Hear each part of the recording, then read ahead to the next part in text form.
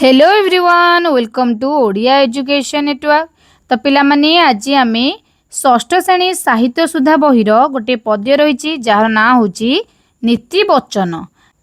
रामकृष्ण नंदन लिखित नीति वचन जो गोटे पद्यटी रही तार अभ्यास कार्य बा पाठ्यपुस्तकस्थ प्रश्नावली को आमे आज आलोचना करबा। दिया जाइथिबा प्रश्नर ठीक उत्तर पाखरे तारा चिन्ह दियो। प्रश्न रही तार ठीक उत्तर जोटा ता पाखरे आमे को चिन्ह देबा तारा चिन्ह देबा। तो प्रथम प्रश्न को देख कौन रही एक नंबर प्रश्न साधुजनर पुण्य सदुपदेश मूर्ख न बुझेता मरम लेस।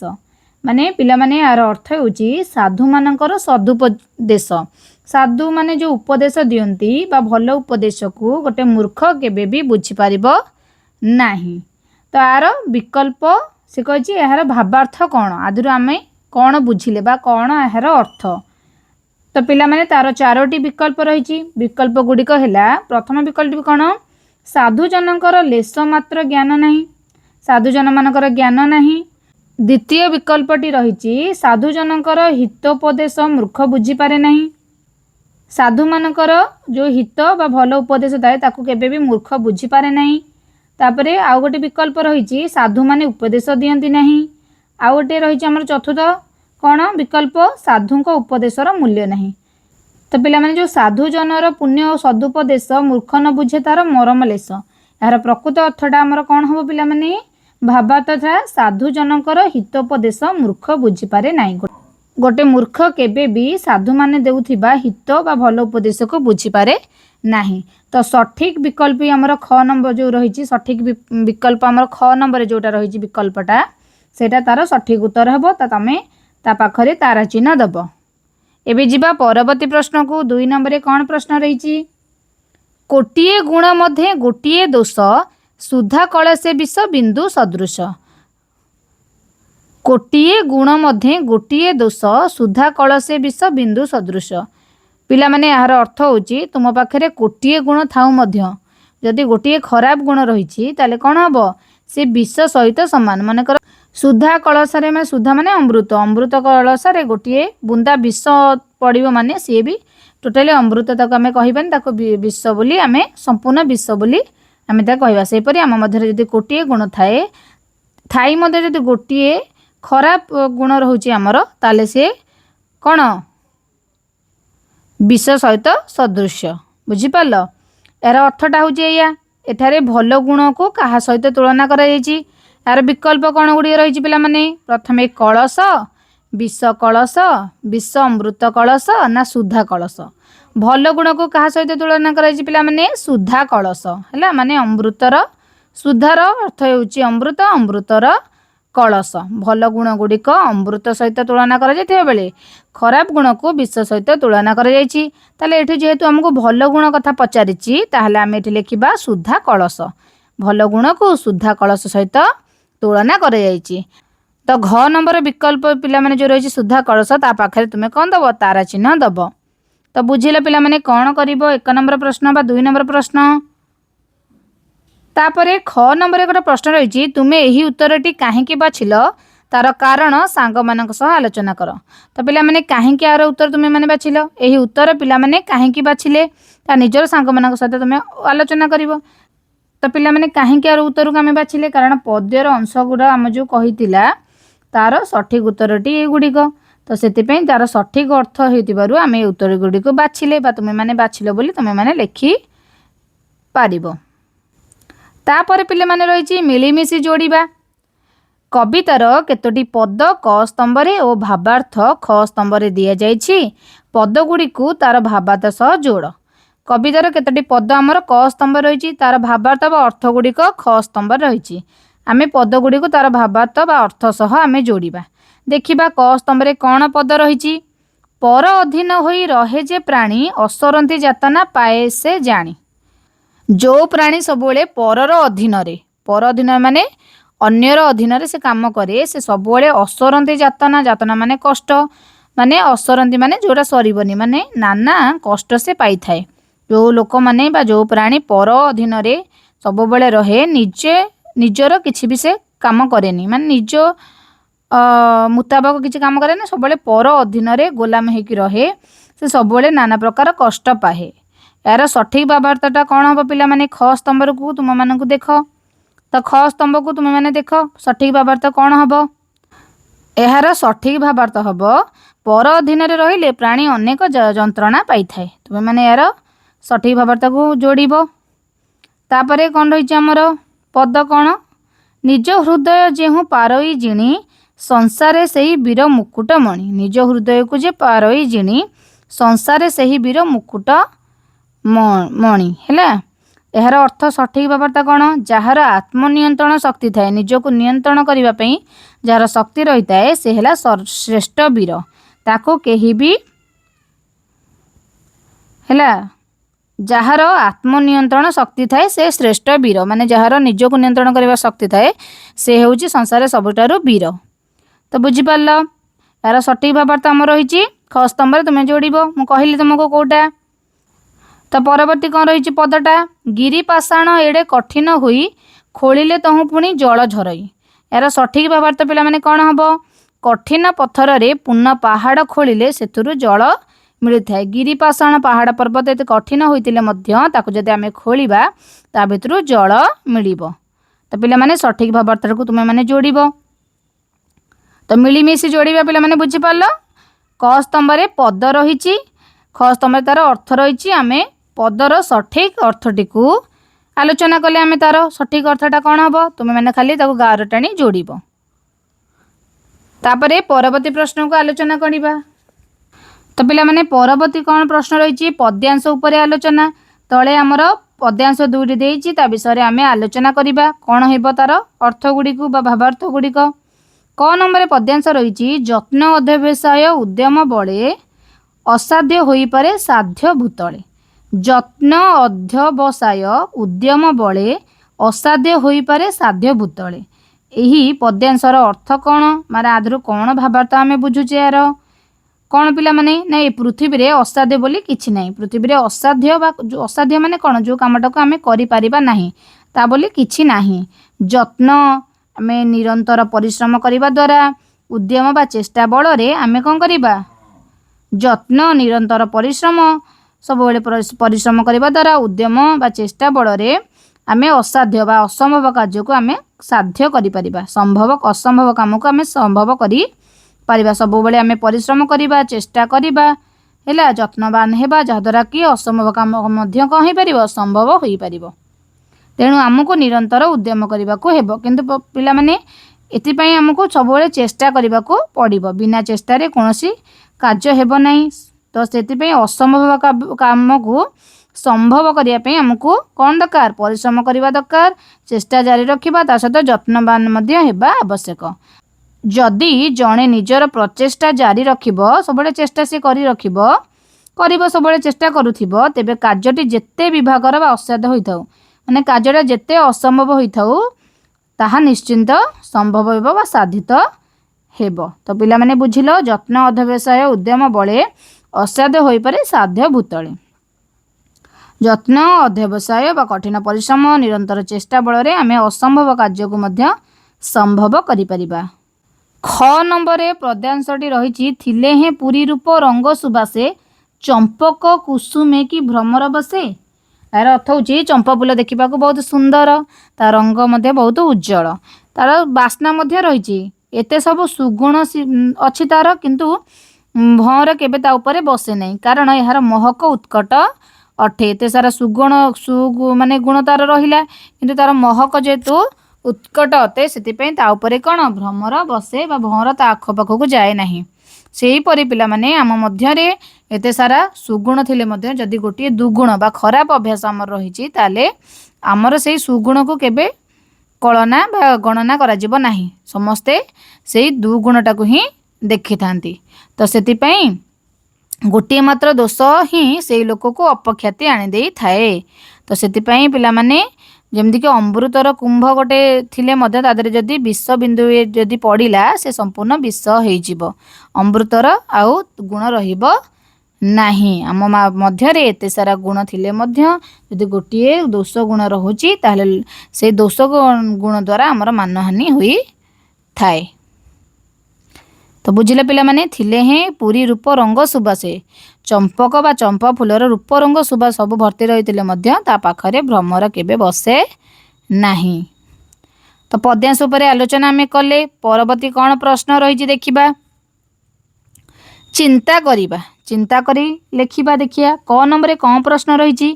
କବିତାକୁ ଧ୍ୟାନ ଦେଇ ପଢ଼, ନିମ୍ନରେ ଦିଆଯାଇଥିବା ପଦଗୁଡ଼ିକ ଉପରେ ଆଲୋଚନା କରି ସୂଚନା ଅନୁସାରେ କାର୍ଯ୍ୟ କର। ତ କବିତାଟିକୁ ପଢ଼ିବା। ନିମ୍ନରେ ଗୋଟେ ପଦ ଦିଆଯାଇଛି, ତାକୁ ଆଲୋଚନା କରିବା। ହାତୀ ପରାଏ ଜନ୍ତୁ ବନ୍ଧନେ ପଡ଼ି ଜୀବନେ ଡରିଥାଏ ଅଙ୍କୁଶ ବାଡ଼ି। ହାତୀ ପରାଏ ଜନ୍ତୁ ବନ୍ଧନେ ପଡ଼ି ଜୀବନେ ଡରିଥାଏ ଅଙ୍କୁଶ ବାଡ଼ି। କବିତାରେ ପରାଏ ଶବ୍ଦ ବ୍ୟବହାର କରାଯାଇଛି। ପରାଏ ବଦଳରେ ଆମେ ପ୍ରାୟ ଶବ୍ଦ ବ୍ୟବହାର କରିପାରିବା। ବୁଝିଲ ପିଲାମାନେ, ପରାଏ ଯେଉଁ ଲେଖା ହେଇଛି ତା ପାଇଁ ପ୍ରାୟ ଶବ୍ଦ ବ୍ୟବହାର ଆମେ କରିପାରିବା। ଏହିପରି କବିତାରେ କଳସେ, ବନ୍ଧନେ, ଜୀବନେ ଆଦି ଶବ୍ଦ ମଧ୍ୟ ପ୍ରୟୋଗ କରାଯାଇଛି। ଏହିପରି କାହିଁକି ହୋଇଛି ସାଙ୍ଗମାନଙ୍କ ସହିତ ଆମେ ଆଲୋଚନା କରିବା। ତ ପରାଏ ବଦଳରେ କାହିଁକି ଏଠି ପ୍ରାୟ ହେଲା, କଳସେ, ବନ୍ଧନେ, ଜୀବନେ ଶବ୍ଦ ଯେଉଁ ପ୍ରୟୋଗ ହୋଇଛି କାହିଁ ହେଇଛି ଆମ ସାଙ୍ଗମାନଙ୍କ ସହିତ ଆଲୋଚନା କରିବା ପାଇଁ ସେ ତୁମକୁ ପ୍ରଶ୍ନଟି ଦେଇଛି। ହେଲେ କାହିଁ ହେଇଛି ଆମେ ଆଲୋଚନା କରିବା। କବିତାରେ କଳସେ ଶବ୍ଦ କଳସରେ ପାଇଁ ବ୍ୟବହାର କରାଯାଇଛି। କଳସେଟା କଳସରେ ପାଇଁ ବ୍ୟବହାର କରାଯାଇଛି। ବନ୍ଧନେ ଶବ୍ଦ ବନ୍ଧନରେ ପାଇଁ ବ୍ୟବହାର କରାଯାଇଛି।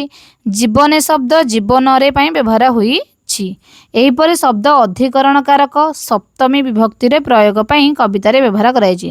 ଯେହେତୁ ଅଧିକରଣ କାରକ ବା ସପ୍ତମୀ ବିଭକ୍ତିରେ ଏଗୁଡ଼ା ହୋଇଛି ତ ସେଥିପାଇଁ ତାର ଶେଷରେ ରେ ଏସବୁ ଲାଗିଛି। ଏ କାର ଲଗାଇ କରାଯାଇଛି। ଅଧିକରଣ କାରକ ସପ୍ତମୀ ବିଭକ୍ତିରେ ଶବ୍ଦରେ ରେ କାର ଅନ୍ତରେ ଲାଗିଥାଏ।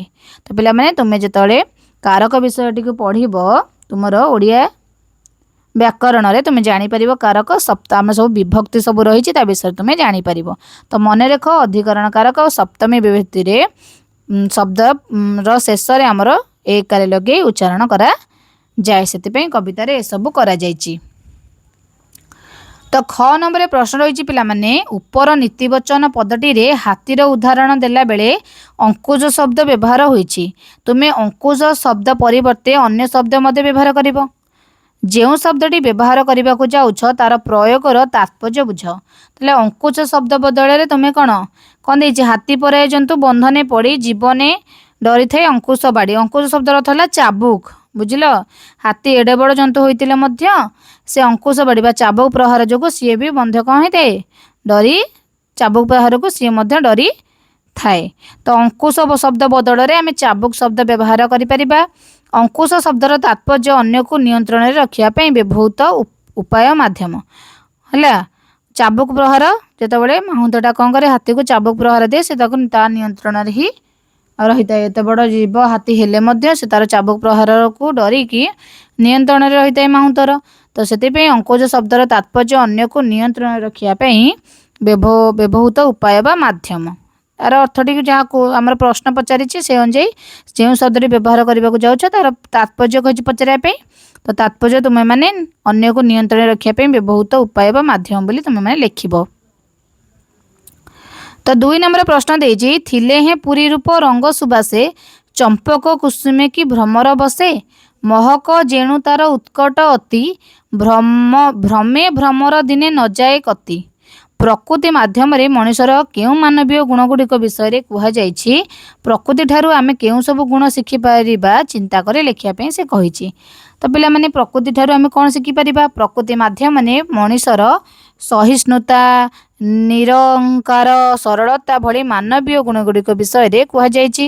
ଆମେ ପ୍ରକୃତି ଠାରୁ ସହିବା ଶକ୍ତି ଶିଖିବା, ଅନ୍ୟକୁ ଭଲ ପାଇବା ଗୁଣ, ତାପରେ ଗର୍ବ ଛାଡ଼ି ଅନ୍ୟମାନଙ୍କୁ ନିଜର କରିବା ଆଦି ଗୁଣ ଆମେ ଶିଖିପାରିବା। ସହନ ଶକ୍ତି, ଅନ୍ୟକୁ ଭଲ ପାଇବା, ଗର୍ବ ଛାଡ଼ି ସମସ୍ତଙ୍କୁ ନିଜର କରିବା ଆଦି ଗୁଣ ଆମେ ପ୍ରକୃତି ଠାରୁ ଶିଖିପାରିବା। କାରଣ ନିରନ୍ତର ପ୍ରକୃତି କ'ଣ କରୁଛି, ଅନ୍ୟମାନଙ୍କୁ ତାର ସହନ ଶକ୍ତି, ସେ ତାର ସହିବା ଶକ୍ତି ଅତ୍ୟଧିକ ରହିଛି ପ୍ରକୃତିର।